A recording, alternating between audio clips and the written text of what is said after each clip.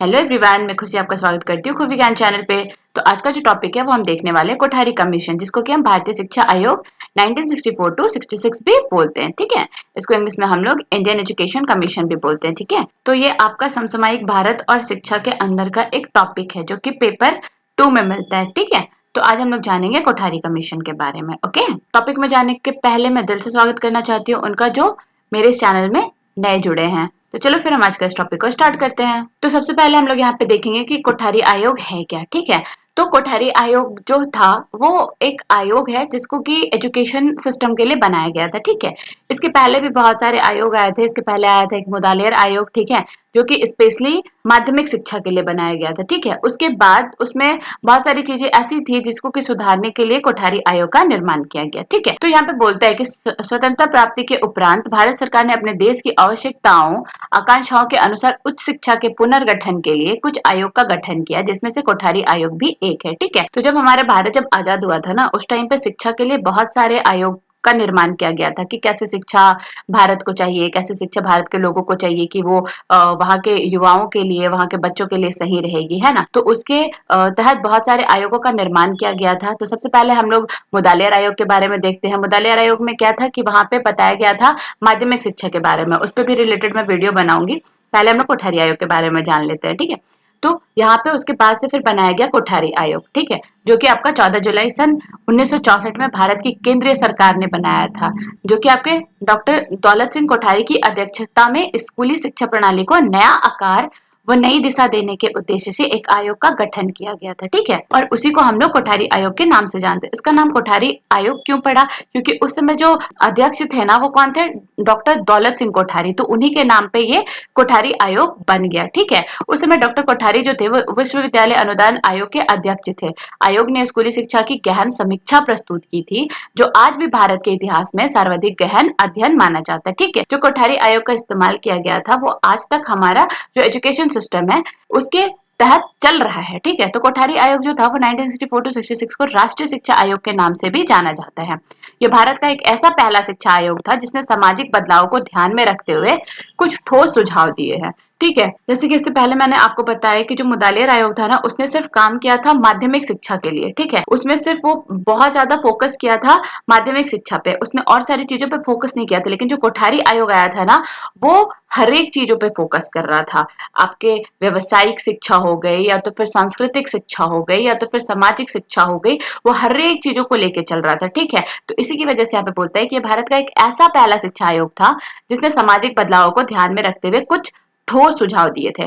आयोग में कुल कितने सदस्य थे? तो आयोग में कुल 14 सदस्य थे, जिनमें से 5 जो थे वो विदेशी शिक्षा विशेषज्ञ भी शामिल थे। ठीक है, इस आयोग के सदस्यों की संख्या कुल कितनी थी? 17 थी। ठीक है, ये जो आपका शिक्षा था वो हर चीज से रिलेटेड था। ये जो आपका शिक्षा था वो सारी चीजों से रिलेटेड था। इसी की वजह से यहाँ पे जो सदस्य थे उसमें से कुछ 5 जो थे वो विदेशी सदस्य भी थे। ठीक है, तो इसमें जो याद रखने वाली चीजें हैं वो ये है कि इसकी जो स्थापना हुई थी वो हुई थी 14 जुलाई सन 1964 में। ठीक है, तो इसका जो प्रतिवेदन था वो दिया गया था आपका जून 29 1966 में। ठीक है, तो ये दो चीजें जो है वो इसमें याद रखनी है आपको। ठीक है, कि इसकी स्थापना कब हुई थी और इसका प्रतिवेदन कब दिया गया था। तो स्थापना हुई थी आपका 14 जुलाई सन 1964 में, और इसका प्रतिवेदन कब सौंपा गया था?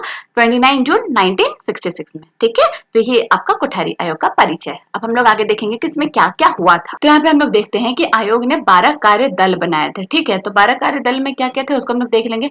सबसे पहले था विद्यालय शिक्षा पे इन्होंने काम किया था, उच्च शिक्षा पे, तकनीकी शिक्षा पे, कृषि शिक्षा पे, प्रौढ़ की शिक्षा पे, विज्ञान शिक्षा और अनुसंधान, अध्यापक प्रशिक्षण एवं अध्यापक स्तर पे, विद्यार्थी कल्याण के बारे में उन्होंने बताया था, नए तकनीकी एवं विधियों के बारे में बताया था, मानव शक्ति, शैक्षिक प्रशासन और शैक्षिक वित्त के बारे में बताया था। तो ये 12 जो थे वो कार्य दल थे जिसपे कि आयोग ने काम किया था। ठीक है, और इसके बाद यहाँ पे बोलते हैं कि 7 जो थे इसके कार्यकारी समूह बनाए गए थे। ठीक है, जिसमें क्या आता है? स्त्री शिक्षा के बारे में, पिछड़े वर्गों की शिक्षा के बारे में, विद्यालय भवन के बारे में, विद्यालय समुदाय संबंध से संबंधित सांख्यिकी, पूर्व प्राथमिक शिक्षा और विद्यालय पाठ्यचर्या। ठीक है, तो ये जो थे ये 7 आपके कार्यकारी समूह थे जिसमें कि उन्होंने कार्य किया था, और ये 12 जो है वो आयोग का कार्य दल था। ठीक है, जिसको कि इन्होंने देखा था। ओके, अब हम लोग यहाँ पे देखते हैं कि जो शिक्षा था, जो कोठारी आयोग जो बनाया गया था, तो उसके क्या क्या उद्देश्य थे। कोई भी चीज जब बनता है तो उसके एक एम होते हैं, ठीक है,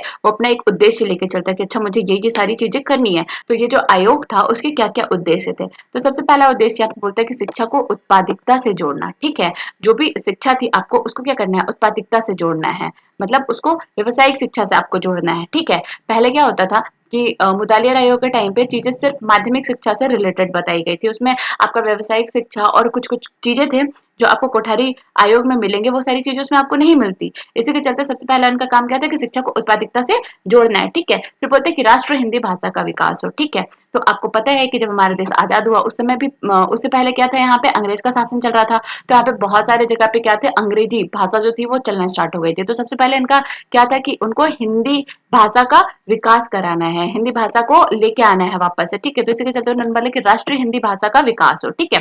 फिर बोलते हैं शिक्षा द्वारा राष्ट्र का आधुनिकीकरण करना, ओके। फिर बोलते हैं कि भारतीय शिक्षा की कमियों को उजागर करना, उन कमियों के कारणों का पता लगाना और भारत सरकार को रचनात्मक जानकारी प्रस्तुत करना, ठीक है। तो जो भी उस समय के शिक्षा में जो कमियां चल रही होगी उसको क्या करना है कि उसको पता लगाना है और उसको क्या करना है, सरकार को, भारत सरकार को जाके जानकारी प्रस्तुत करनी है, ओके। फिर बोलते हैं पूरे देश में समान शिक्षा प्रणाली प्रस्तावित करना। ऐसा नहीं हो कि कहीं पे कुछ चल रहा है, कहीं पे कुछ चल रहा है। इसी के चलते इन्होंने क्या बनाया कि पूरे देश में क्या करना है, एक समान शिक्षा होना चाहिए, ठीक है। फिर बोलते हैं कि सामाजिक, नैतिक तथा आध्यात्मिक मूल्यों का विकास करना है। तो यही कुछ आयोग के उद्देश्य हैं जिन पे इन्होंने काम करा। नेक्स्ट हम लोग यहाँ पे देखते हैं कि उनकी क्या क्या सिफारिशें थी, ठीक है। तो यहाँ पे बोलते हैं कि राष्ट्रीय शिक्षा नीति की मुख्य सिफारिशें जो है वो यहाँ पे आपको कुछ पॉइंट्स पे मिल जाएंगे। इनकी मुख्य मुख्य सिफारिशें क्या थी, इन्होंने मुख्य किस किस चीजों को अपने सिफारिश के तहत पे रखा था, ठीक है। तो सबसे पहले यहाँ पे हम लोग देख लेते हैं, बोलते हैं किस किस चीजों को इन्होंने सिफारिश किया था, ठीक है। तो सबसे पहले हम लोग यहाँ पे देखते हैं कि कोठारी आयोग के अंतर्गत कहा गया था कि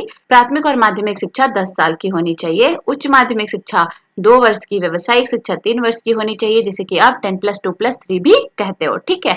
तो 10 तक आपका क्या हो जाता है, आपका प्राथमिक और माध्यमिक शिक्षा आ जाता है। क्लास 12 जिसको कि आप इंटर बोलते हो वो आपका उच्च माध्यमिक शिक्षा के अंतर्गत आ जाता है। और +13 जिसको कि आप लोग ग्रेजुएशन बोलते हो, ठीक है, वो आपका आ जाता है व्यवसायिक शिक्षा, जो कि आपको 3 वर्ष दिया जाता है, जो भी आप बीए करते हो, ठीक है। तो इसी के लिए यहाँ पे बोल रहा है कि जो कोठारी आयोग था वो सबसे पहले इस पे काम करा था, ठीक है। इस आयोग ने सलाह दी कि पूर्व प्राथमिक शिक्षा जिसमें कि मॉन्टेसरी, किंडरगार्टन जैसे अलग अलग नाम है, उन्हें पूर्व माध्यमिक या प्राथमिक शिक्षा के रूप में नाम दिया जाना चाहिए, ठीक है। तो क्या बोला गया था, इन्होंने क्या बोला था कि जो अलग अलग नाम दिया गया है, लोग बोलते थे ना जब जहाँ पे बच्चे पढ़ाई करने जाते हैं, छोटे छोटे बच्चे होते हैं, उनको क्या बोलते हैं, मोन्टेसरी बोलते हैं, किंडरगार्टन बोलते हैं। तो उसको वो नाम नहीं देके उनको एक नाम दिया जाए। क्या होना चाहिए वो नाम, या तो वो पूर्व माध्यमिक या फिर प्राथमिक शिक्षा के रूप में उसको नाम दिया जाना चाहिए। ये नहीं कि मोन्टेसरी है या तो फिर किंडरगार्टन है, ठीक है।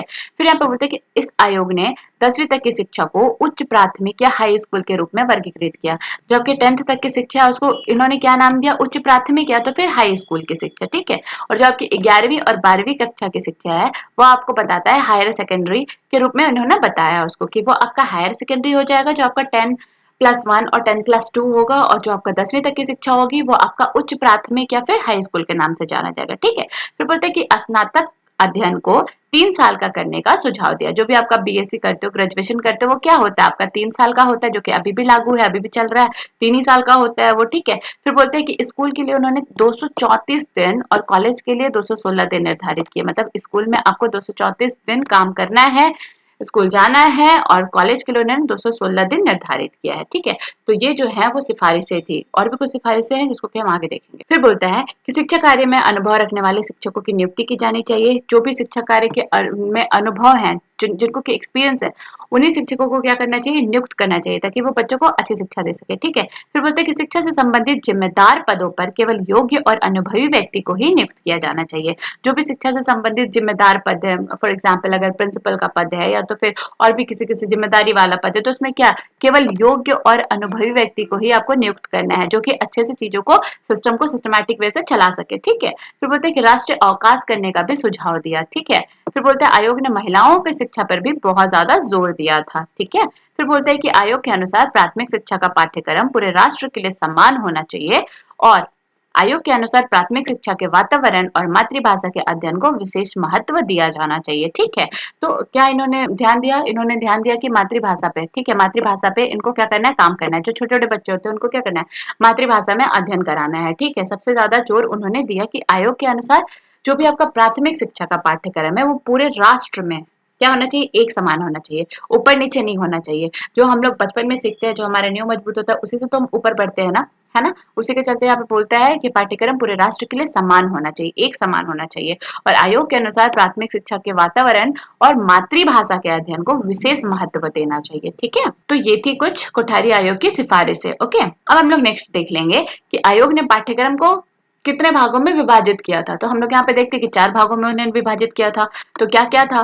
तो पहला था आपका पूर्व प्राथमिक शिक्षा का पाठ्यचर्या, फिर था प्राथमिक शिक्षा का पाठ्यचर्या, फिर माध्यमिक शिक्षा का पाठ्यचर्या, फिर उच्च माध्यमिक शिक्षा का पाठ्यचर्या। ठीक है, तो ये 4 चीजों को हम लोग देखेंगे कि इसके अंतर्गत क्या क्या सिलेबस आते हैं, क्या क्या पाठ्यक्रम आते हैं। ठीक है, तो सबसे पहले अगर हम यहाँ पे बात करेंगे तो हम लोग बात करते हैं पूर्व प्राथमिक शिक्षा के पाठ्यचर्या का, कि इसमें क्या क्या आना चाहिए। तो आयोग ने क्या क्या इसमें रखा था। आयोग के अनुसार इस शिक्षा में छात्रों को स्वच्छता, खाने पीने, बात करने, सामाजिक समायोजन करने, कार्यात्मक गतिविधियों में भाग लेने से संबंधित कौशल विकसित किया जाना चाहिए। ठीक है, जब बच्चे छोटे होते हैं, पूर्व प्राथमिक शिक्षा, ठीक है, तो वहां पे क्या करना है, बच्चों को पहले स्वच्छ रहना सिखाना है। ठीक है, उसके बाद से फिर उनको खाने पीने का तरीका बताना है कि आप कैसे बैठोगे, कैसे खाओगे, कैसे खुद को स्वच्छ रखोगे, ऐसी ऐसी चीजें उनको बतानी है। उनको बात करने सिखाना है, उनको समाज में समायोजन करने सिखाना है। ठीक है, और जो भी उनका क्रियात्मक गतिविधियां उनके बारे में, उसमें भाग लेने के लिए उनको सिखाना है। ठीक है, छोटे छोटे बच्चों के लिए। ओके,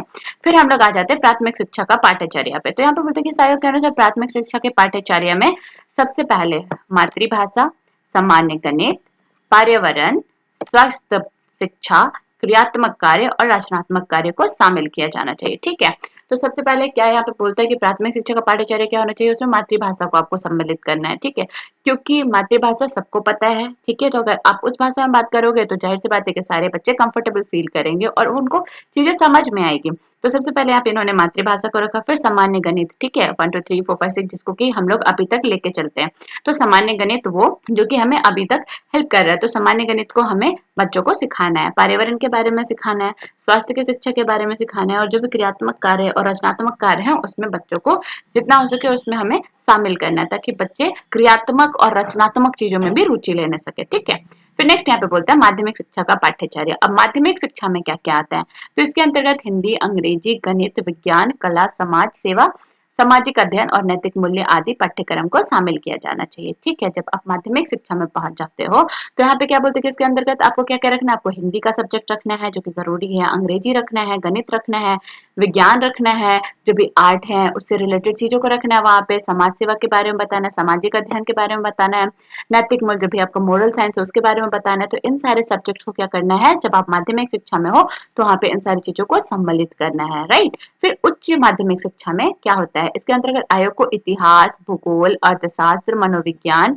सामाजिक विज्ञान, गणित विज्ञान आदि विषयों को शामिल करना चाहिए। ठीक है, तो यही है आपका 4 भागों में बटा हुआ पाठ्यक्रम, जिसको कि आयोग ने बताया। ठीक है, कि क्या क्या चीजें किस तरीके से होनी चाहिए। नेक्स्ट हम लोग देख लेते हैं कि आयोग का क्या क्या सुझाव और संस्तुतियां थी। ठीक है, हम लोगों ने सबसे पहले देखा कि उसका क्या क्या सिफारिशें थी, उसके बाद हम लोगों ने देखा कि उसके क्या क्या पाठ्यक्रम थे। अब हम लोग देखेंगे उसके सुझाव और संस्तुतियां। ठीक है, तो यहाँ पे बोलते हैं कि आयोग ने अपनी संस्तुति को 8 खंडों में प्रस्तुत किया है। तो ये 8 खंड क्या है भाई, चलो देख लेते हैं। तो बोलते हैं कि राष्ट्रीय शिक्षा के लक्ष्य, शिक्षा के प्रशासन, वित्त व नियोजन संबंधी सुझाव, कृषि शिक्षा, व्यवसायिक तथा तकनीकी शिक्षा संबंधी सुझाव देना है। 10 वर्ष के लिए समान पाठ्यक्रम होना चाहिए। शिक्षा का स्तर या शिक्षक की स्थिति व सेवा शर्तों संबंधी सुझाव होनी चाहिए। शिक्षक शिक्षा संबंधी सुझाव होनी चाहिए। शैक्षिक अवसरों की समानता संबंधी सुझाव होनी चाहिए। स्त्री शिक्षा, प्रौढ़ व समाज शिक्षा संबंधी भी सुझाव होनी चाहिए। तो ये 8 चीजें थी जो कि आयोग ने प्रस्तुत की थी। ठीक है, जिसको कि हम लोग एक एक करके देखेंगे किसके अंदर क्या क्या चीजें आती है। तो हम लोग स्टार्ट करते हैं यहाँ पे राष्ट्रीय शिक्षा के लक्ष्य से। तो क्या क्या चीजें होनी चाहिए इसमें, तो आयोग के विचार है कि शिक्षा को लोगों के जीवन की आवश्यकताओं से संबंधित होना चाहिए। ठीक है, जाहिर सी बात है कि जो शिक्षा हम ले रहे हैं वो जीवन की आवश्यकताओं से संबंधित होनी चाहिए। अगर वो हमारी जीवन की आवश्यकताओं से संबंधित नहीं होगी तो फिर हम क्यों लेंगे उसको। तो इसी के चलते यहाँ पे आयोग ने बोला कि शिक्षा को लोगों के जीवन की आवश्यकताओं से संबंधित होनी चाहिए, ठीक है, ताकि उनका आर्थिक, सामाजिक, राजनीतिक तथा सांस्कृतिक विकास करके वो क्या करे, राष्ट्रीय लक्ष्यों को प्राप्त किया जा सके, ठीक है। नेक्स्ट यहाँ पे सभी बच्चों में राष्ट्रीय चेतना को प्रोत्साहित करने हेतु ऐसे कार्यक्रमों का विद्यालय में आयोजन किया जाए जिससे बच्चे अपने राष्ट्र परंपराओं को समझ सके, वो परंपराओं को समझ सके, वह इसके प्रति उनमें सकारात्मक प्रवृत्ति का विकास हो, ठीक है। वो जो भी आप सिखा रहे हो उनको, उसमें क्या होना चाहिए, विद्यालय में जो भी कार्य आप सिखा रहे हो उसमें क्या होना चाहिए, उनके राष्ट्र परंपराओं को वो समझ सके, ऐसी चीजें आपको उनको बतानी है, ठीक है, ताकि उसके लिए उसका क्या हो, सकारात्मक प्रवृत्ति का विकास हो सके उनके अंदर राष्ट्र को लेके, है ना। फिर बोलते केंद्र में राष्ट्रीय विद्यालय शिक्षा बोर्ड और भारतीय शिक्षा सेवा का गठन किया जाए, ठीक है। जो केंद्र है आपका, वहां पे राष्ट्रीय शिक्षा बोर्ड, राष्ट्रीय विद्यालय शिक्षा बोर्ड का और भारतीय शिक्षा सेवा का गठन किया जाना चाहिए। फिर बोलते राज्य सरकारों द्वारा राज्य शिक्षा सेवा तथा राज्य विद्यालय शिक्षा परिषद का गठन किया जाना चाहिए, ठीक है। फिर यहाँ पे बोलते हैं कि शिक्षा के प्रशासन, वित्त व नियोजन संबंधी सुझाव।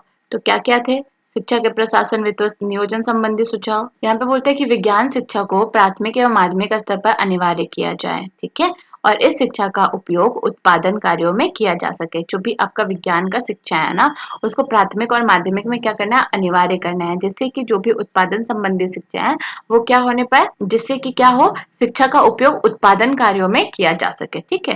फिर नेक्स्ट वन इस कार्य अनुभव को सभी प्रकार की शिक्षा के अभिन्न अंग के रूप में प्रारंभ किया जाए, जिसमें शिल्प विज्ञान और औद्योगिकरण हेतु उत्पादन प्रक्रियाओं में विज्ञान के उपयोग का हर संभव प्रयास किया जाए, ताकि माध्यमिक शिक्षा को व्यवस्थापरक बनाया जा सके, ठीक है। जो भी आपका कार्य अनुभव है, ठीक है ना, उसको क्या करना है, शिक्षा के एक अभिन्न अंग के रूप में प्रारंभ किया जाना चाहिए। जैसे कि आपका शिल्प विज्ञान हो गया, औद्योगिकरण है, तो जो भी चीजें हो गई, ठीक है, तो वैसे क्या होगा, आपका जो होगा ना, उपयोग कर संभव प्रयास किया जाना चाहिए, जो कि माध्यमिक शिक्षा को व्यवस्थापरक बनाया जा सके, ठीक है। फिर बोलता है उच्च स्तर पर विज्ञान और तकनीकी शिक्षा की उचित व्यवस्था की जाए तथा छात्रों में स्वतंत्र चिंतन व निर्णय लेने की शक्ति का विकास किया जाए। जो भी आपका उच्च स्तर पे है, ठीक है, उसमें विज्ञान और तकनीकी शिक्षा को आपको लाना ही लाना है, और छात्रों को ऐसा बनाना है ताकि वो स्वतंत्र चिंतन कर सके, सोच सके और अपना निर्णय खुद ले सके, ठीक है। तो बोलते कि प्राथमिक शिक्षा, जो भी आपका 6 से 14 वर्ष तक के बालकों के लिए अनिवार्य व निःशुल्क शिक्षा की व्यवस्था की जाए, ठीक है। जो भी आपका 6 से 14 वर्ष के बालक है, उनके लिए आपको अनिवार्य शिक्षा की व्यवस्था करनी, जिससे कि सारे बच्चे शिक्षा ग्रहण कर सके, ठीक है, कोई भी छूटे ना, ठीक है। तो ये आपका हो जाएगा शिक्षा के प्रशासन, वित्त व नियोजन संबंधी सुझाव, ठीक है। फिर आते हैं हम लोग कृषि शिक्षा, व्यवसाय एवं तकनीकी शिक्षा संबंधी सुझाव पे, ठीक है। तो यहाँ पे क्या बोलता है कि माध्यमिक शिक्षा हेतु एक आधारभूत पाठ्यक्रम के साथ व्यवसायिक वर्ग की पाठ्यचर्या स्थानीय विशेष आवश्यकताओं पर आधारित होनी चाहिए, ठीक है। आयोग ने माध्यमिक शिक्षा पास सामान्य छात्रों के लिए प्रत्येक प्रांत में पर्याप्त पॉलिटेक्निक कॉलेज खोले जाने व उनमें आवश्यकता अनुसार कृषि शिक्षा की व्यवस्था कर इन्हें कृषि विद्यालयों से संबद्ध किए जाने का भी सुझाव दिया, ठीक है। मैं बोलते हैं कि जो भी आपके माध्यमिक शिक्षा पास करके जो बच्चे हैं, आ गए हैं, उनको क्या करना है, उनको सरकार ने क्या किया है कि पर्याप्त पॉलिटेक्निक कॉलेज खोल के रखा है, जहाँ पे वो अपना एडमिशन ले सकते हैं, ठीक है। उनमें आवश्यकता अनुसार कृषि शिक्षा की व्यवस्था भी की गई है, ठीक है, जैसे कि इन्हें कृषि विद्यालयों से संबद्ध किए जाने का भी सुझाव दिया गया है, ठीक है। बोलता है कि माध्यमिक शिक्षा का व्यवसायीकरण किया जाए और 20 वर्ष के अंदर माध्यमिक स्तर पर 25% व उच्चतर माध्यमिक स्तर पर 50% छात्रों को व्यवसायिक वर्ग में लाया जाए, ठीक है। जो भी आपका माध्यमिक शिक्षा जो है, क्या बोलता है उसका, कि उसका व्यवसायीकरण किया जाए, ताकि 20 वर्ष के अंदर कितने प्रतिशत, 25%, और उच्चतर माध्यमिक में 50% छात्रों को क्या करना है, व्यवसायिक वर्ग में लाना है, ठीक है। फिर बोलते हैं ग्रामीण क्षेत्रों में स्थित पॉलिटेक्निक कॉलेज में कृषि व कृषि से संबंधित उद्योगों की शिक्षा दी जाए तथा नए पॉलिटेक्निक कॉलेज केवल औद्योगिक क्षेत्र में ही खोले जाएं, ठीक है। इन कॉलेजों में महिलाओं की रुचि के उद्योगों की शिक्षा की व्यवस्था भी की जाए। जो भी महिलाओं की रुचि है, उससे रिलेटेड उद्योगों की भी शिक्षा यहाँ पे क्या करनी है, इन पॉलिटेक्निक कॉलेज में दी जानी चाहिए, ठीक है। फिर बोलते हैं इंजीनियरिंग कॉलेजों के स्नातकोत्तर पाठ्यक्रमों में केवल उन्हीं छात्रों को प्रवेश दिया जाए जो इंजीनियरिंग की स्नातक शिक्षा प्राप्त करने के बाद किसी उद्योग में 1 वर्ष कार्य कर चुके हों, ठीक है, यहाँ पे ये कर होगा। फिर लिखता है कि व्यावसायिक शिक्षण संस्थाओं में सामान्य शिक्षा संस्थाओं की अपेक्षा अधिक छात्रवृत्तियां दी जाए तथा अत्यधिक कुशाग्र बुद्धि व प्रतिभावान छात्रों को विदेशों में अध्ययन के लिए भेजा जाए, ठीक है। ये जो लास्ट वाला पॉइंट है, यहाँ पे बोलते हैं कि व्यावसायिक शिक्षण संस्थाओं में सामान्य शिक्षा संस्थाओं की अपेक्षा अधिक छात्रवृत्ति दी जानी चाहिए तथा अत्यधिक कुशाग्र बुद्धि व प्रतिभावान छात्रों को विदेश में अध्ययन के लिए भेजा जाना चाहिए। ठीक है, फिर यहाँ पे आता है कि शिक्षक के लिए इन्होंने क्या सुझाव दिया था। तो बोलता है कि शिक्षक को आधुनिक व प्रगतिशील बनाने के लिए शिक्षकों को नवीन शिक्षण विधियों के प्रयोग के लिए प्रोत्साहित करना चाहिए। जो भी नवीन शिक्षण विधियां हैं, ठीक है, अगर आप पुरानी शिक्षण विधि से चलोगे तो अभी के बच्चे बहुत आगे हैं, तो इसी के चलते बोलते हैं कि उनको नवीन शिक्षा विधियों के प्रयोग के लिए प्रोत्साहित करना चाहिए। ठीक है, उनको प्रोत्साहन देना चाहिए कि आप नवीन शिक्षा विधियों के अनुसार बच्चों को शिक्षा दो। ठीक है, फिर यहाँ पे बोलते हैं कि शिक्षकों को सेवा मध्य कार्यक्रम के अंतर्गत निर्देशन व परामर्श में प्रशिक्षित किया जाना चाहिए। ठीक है, फिर बोलते हैं प्रत्येक राज्य में राज्य शिक्षक बोर्ड, प्रत्येक राज्य में क्या करना है, राज्य शिक्षा बोर्ड की स्थापना की जाए जो सभी स्तर के शिक्षकों के प्रशिक्षण एवं उनके कार्यक्रमों हेतु उत्तरदायी हो। ठीक है, तो बोलते हैं सभी शिक्षण प्रशिक्षण संस्थाओं को शिक्षक प्रशिक्षण कॉलेज या ट्रेनिंग कॉलेज कहा जाए। ठीक है, ताकि शिक्षण संस्थाओं की पृथकता का अंत हो सके। ओके, अब हम लोग यहाँ पे देख लेते हैं स्त्री शिक्षा और प्रौढ़ व समाज शिक्षा के बारे में क्या क्या उन्होंने सुझाव दिया था। तो बोलता बालिकाओं की प्राथमिक शिक्षा का अधिक से अधिक विस्तार करने के साथ ही माध्यमिक स्तर पर भी बालिकाओं की शिक्षा के विस्तार की गति इतनी तीव्र कर दी जाए कि 20 वर्ष के अंत में निम्न माध्यमिक स्तर पर बालिकाओं तथा बालकों की संख्या का अनुपात 1:3 और उच्चतर माध्यमिक स्तर पर 1:2 हो जाए। ठीक है, फिर बोलते हैं कि बालिकाओं की शिक्षा हेतु शिक्षा, गृह विज्ञान व सामाजिक कार्य के पाठ्य विषय का विस्तार करके उनको समुन्नत बनाया जाए। फिर यहाँ पे कि केंद्र में प्रौढ़ शिक्षा संबंधी नीति और योजनाओं का निर्माण, फिर बोलते हैं यहाँ पे कि केंद्र में प्रौढ़ शिक्षा संबंधी नीति और योजनाओं का निर्माण करने, केंद्रीय व प्रांतीय सरकारों को प्रौढ़ शिक्षा संबंधी परामर्श देने, उपयुक्त साहित्य व सामग्री का निर्माण करने व शिक्षा की प्रगति का लेखा जोखा रखने व शोध कार्य करने हेतु राष्ट्रीय प्रौढ़ शिक्षा बोर्ड, किसकी यहाँ पे स्थापना करनी है आपको, राष्ट्रीय शिक्षा, ठीक है, किसकी शिक्षा, प्रौढ़ शिक्षा बोर्ड की स्थापना की जाए तथा केंद्र की ही भांति प्रत्येक प्रांत में भी क्या करना है, राज्य प्रौढ़ शिक्षा बोर्ड की स्थापना की जानी चाहिए। ठीक है, राष्ट्र के साथ साथ राज्य में भी। फिर लिखता है कि जिला और ग्राम स्तरों पर भी प्रौढ़ शिक्षा समिति का गठन किया जाए वो इस क्षेत्र में कार्यरत स्वयं सेवी संस्थाओं को भी प्रोत्साहन दिया जाए व उन्हें आर्थिक सहायता भी दी जाए। तो ये है आपका कुछ सुझाव जो कि कोठारी आयोग के द्वारा दी गई थी। अब कोई भी चीज होता है उसका गुण और दोष भी होता है। ठीक है, डिमेरिट और मेरिट भी होती है, तो उसके बारे में भी हम लोग देख लेंगे। तो कोठारी आयोग के कुछ गुण भी हैं। तो क्या क्या गुण है, तो पहले यहाँ पे बोलता है कि उच्च शिक्षा के विस्तार पर रोक व उन्नयन पर बल दिया इन्होंने। ठीक है, तो सबसे पहले यहाँ पे कि उच्च शिक्षा के विस्तार पर रोक व उन्नयन पर उन्होंने क्या किया, उसको बढ़ाने पर उन्होंने क्या किया, बल दिया। ठीक है, तो बोलते हैं कि आयोग ने शिक्षक शिक्षा के संबंध में उपयोगी सुझाव व संस्तुतियां प्रस्तुत करके शिक्षक शिक्षा में सुधार लाने का भी प्रयास किया है। ठीक है, फिर बोलते हैं भी कि आयोग ने समय की मांग को देखते हर शिक्षा के अभिनव उद्देश्य का निर्धारण किया तथा शिक्षा को उत्पादन व किसे रोजगार परक बनाने हेतु शिक्षा के व्यवसायीकरण पर जोर दिया है। ठीक है, तो उच्च शिक्षा में भीड़ को रोकने के लिए चयनात्मक प्रवेश प्रणाली अपनाने की संस्तुति की गई। जो भी हम लोग आजकल एंट्रेंस एग्जाम देते हैं ना, वो इसी का देन है। ठीक है, फिर बोलते हैं कि आयोग ने मूल्यांकन की विधियों में सुधार करने का सुझाव देकर परीक्षा प्रणाली को दोष मुक्त बनाने का प्रयास किया है। ओके, आयोग ने स्पष्ट किया कि भारत की 70% जनता कृषि पर निर्भर होने के कारण कृषि को कार्यानुभव में विशेष स्थान दिए जाने, यहाँ पे की होगा, जाने की अनुशंसा करते हुए पॉलिटेक्निक कॉलेज में कृषि की शिक्षा की व्यवस्था व महाविद्यालय व विश्वविद्यालय के कृषि की उच्च शिक्षा व शोध कार्य की व्यवस्था का सुझाव दिया जो इस देश के लिए वरदान साबित हुआ। ठीक है, तो सबको पता है कि भारत एक क्या है, कृषि वाला देश है। तो यहाँ पे क्या बोला इन्होंने कि 70% जो जनता है वो कृषि पर निर्भर है। इसी के चलते उन्होंने पॉलिटेक्निक कॉलेज में क्या किया, कृषि की शिक्षा देने की व्यवस्था की। ठीक है, इसी के लिए उन्होंने क्या किया, पॉलिटेक्निक कॉलेज में कृषि की शिक्षा देने की व्यवस्था की। ठीक है, अब इसके दोष को देख लेंगे। तो बोलते हैं कि संस्कृति अध्ययन की पूरी उपेक्षा की गई। ठीक है, मतलब उसको यहाँ पे बोलते हैं कि जो भी आपका सांस्कृतिक अध्ययन था ना, उसका क्या किया उन्होंने, तिरस्कार किया। ठीक है, तो यही बोलते हैं कि सांस्कृतिक अध्ययन की पूर्ण उन्होंने क्या की, उपेक्षा की। फिर यहाँ पे बोलते हैं कि आयोग ने भाषा समस्या के समाधान हेतु जो त्रिभाषा सूत्र प्रस्तुत किया, उससे भी भाषा समस्या का सर्वमान्य हल नहीं निकल सका। इसके साथ ही संस्कृत भाषा की उपेक्षा भी हुई। ठीक है, जो भी आपका त्रिभाषा सूत्र आया था ना, उससे भी क्या हुआ, भाषा समस्या यहाँ पे ठीक नहीं होने पाया, और जो आपका संस्कृत भाषा था उसको क्या किया उन्होंने तिरस्कार कर दिया। ठीक है, त्रिभाषा सूत्र के बारे में भी मैं आपको नेक्स्ट वीडियो में बताऊंगी। त्रिभाषा सूत्र है क्या? ठीक है, जो भी तीन भाषाएं लाई गई थी यहाँ पे, जो भी तीन भाषाएं लाई गई थी यहाँ पे स्वतंत्रता के बाद, ठीक है, जिसमें कि आप अपने मातृभाषा को चुन सकते थे, और जो भी आपका क्षेत्रीय भाषा है और जो राज्य भाषा है उस पर आप कार्य कर सकते थे। ठीक है, तो वो तीन भाषा लाया गया था यहाँ पे, उस पर हम लोग बात करेंगे नेक्स्ट वीडियो पे। ठीक है, फिर यहाँ पे बोलते हैं कि आयोग द्वारा विज्ञान व प्रौद्योगिकरण शिक्षा पर विशेष बल दिए जाने से बालकों का नैतिक व आध्यात्मिक विकास अवरुद्ध सा हो गया था। ठीक है, जो भी आपका प्रौद्योगिक शिक्षा के बारे में जब ज्यादा यहाँ पे फोकस किया गया, तो बालकों का जो नैतिक शिक्षा था वो क्या हो गया था, कहीं पे गायब ही हो गया था। फिर बोलते हैं आयोग द्वारा प्रस्तुत शिक्षा संरचना उलझी हुई व स्पष्ट अस्पष्ट है। क्या बोलते हैं कि आयोग के द्वारा जो शिक्षा संरचना है वो उलझी हुई है और अस्पष्ट है।